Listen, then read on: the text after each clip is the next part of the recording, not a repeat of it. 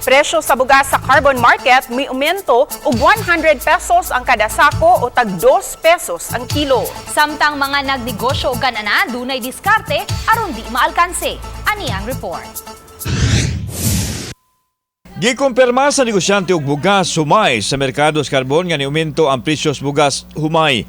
Usa ka gatos ka pesos aumento kada sako o 2 pesos kada kilo sa tanang variety. Ang sako sa ganador tag 2,500 pesos na ang sako o tag 50 pesos ang kilo.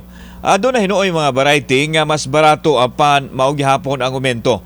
Lakip nini ang Lion Ivory nga tag 45 pesos ang kilo. Dunya Conchita 45 pesos ang kilo. Ang Sinandoming tag 43 pesos ang kilo. Apil sa nisaka ang presyo mao ang Vietnam rice nga tag 40 pesos ang kilo gikan sa 38 pesos ang kilo. Nagsugod ang paglihok sa presyo sa bugas, tulo ka semana ang nakalabay. Wa masayon ang negosyante nganong ni mahal ang presyo sa bugas gikan sa ilang supplier nga wa man kuno magmihit ang supply. Mahal lang gyud daan sir. Wa mo nang utanang ano nagmahal sila? Wa sad ko kuan sir basta kay pag ingon ni increase sa unya. Wa na sad mi.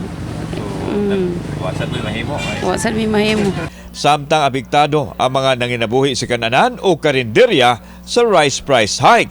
Sama ni Kaloy Perez nga gipagamya na lang ang serves kanon nga gipahaom sa 10 pesos ang takos. Medyo amo lang pag i-adjust na among takos sa among kuan, rice nga mura gyapon ang price pero ang takos na amo lang i-adjustan wala gid na mo ingon nga kuan.